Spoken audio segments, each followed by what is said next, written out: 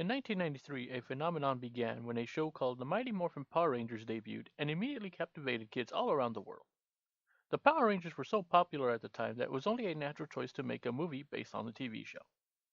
Mighty Morphin Power Rangers the movie was released in 1995, and with it 4 different video game adaptations were created. One for the Super Nintendo, the Game Boy, Sega Genesis, and the Game Gear. For this first episode, I will go back and review the Sega Genesis version, which was the one that I played first, and see if it's still as much fun to play today as it was back when it was first released.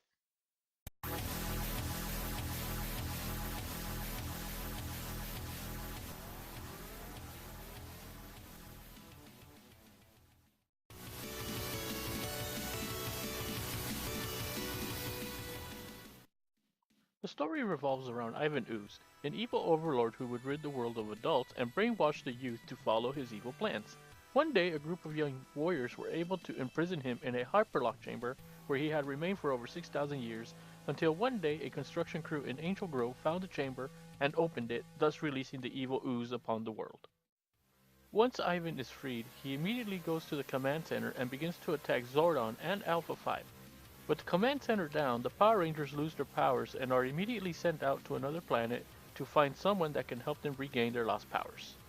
With the Rangers out of the way, Ivan Ooze disposes of both Lord Zed and Rita Repulsa and then brainwashes the adults to do his bidding and begin to unearth 2 giant morphological monsters, the Scorpitron and Hornetron. Meanwhile, on planet Phaedos, the Rangers are saved by a woman by the name of Dulcia, who then guides them to a jungle where they will find the power they seek. But before they can set off, she provides them with animal powers of the Ninjetti to help them fight off difficult challenges that lay ahead. Once the Rangers have obtained their new powers, they immediately head back to Earth as Ivan Ooze and his 2 giant monsters are laying waste to the city. During a flashback sequence, Rocky, the Red Ranger, Aisha, the Yellow Ranger, and Adam, the Black Ranger, reminisce about how they became Rangers after being kidnapped by Goldar, and ultimately saved by the Rangers. During that rescue, the kidnapped teams find out that their friend Billy is in fact the Blue Ranger.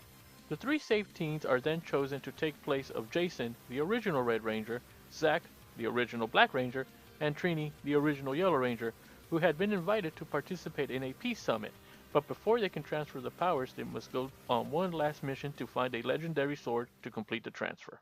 After the flashbacks, the Rangers, with their newfound resolve and the help of their Zords, go and finally face off against Ivan Ooze, who at this point has joined with his Hornetron monster to become the powerful Ivan Ectomorphicon.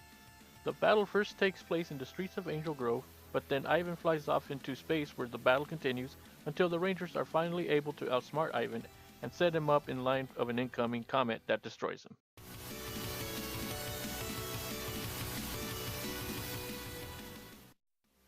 This is your standard beat 'em up game that can be played solo or with another person in the 2-player mode.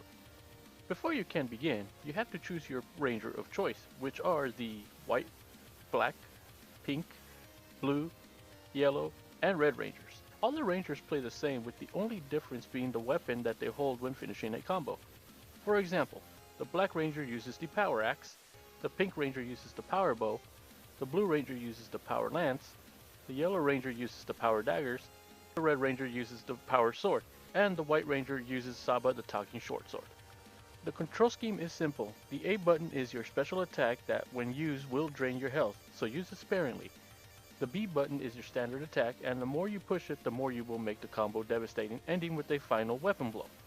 Holding down the B button also allows you to unleash a powerful weapon attack. The C button is your jump button, and when combined with the B button, you can do a jump attack. When you reach the end of certain stages, you will have the ability to play as the Zords against giant versions of enemies.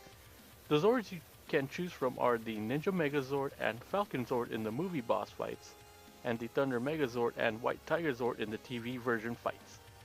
The controls are pretty much identical to the Rangers, with the only exception being that the C button acts as the block for the Zords. The only difference between the 1-player and 2-player modes is that when playing together with another player, there are more enemies that appear as opposed to the single player.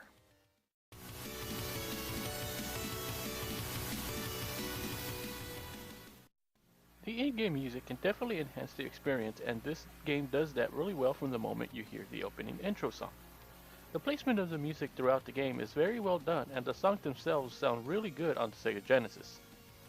The songs that really stood out for me are Fight,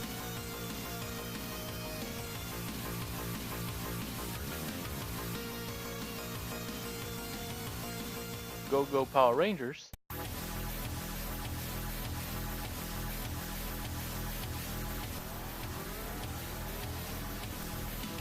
the Lord Zed theme,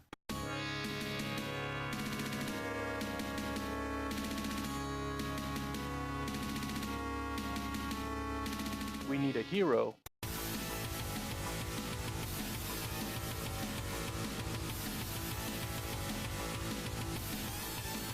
Go Green Ranger Go,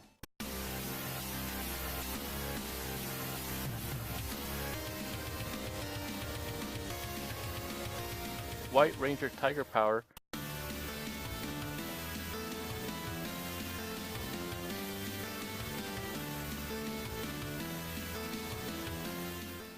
and finally, the Bulk and Skull theme, which is one of my personal favorites.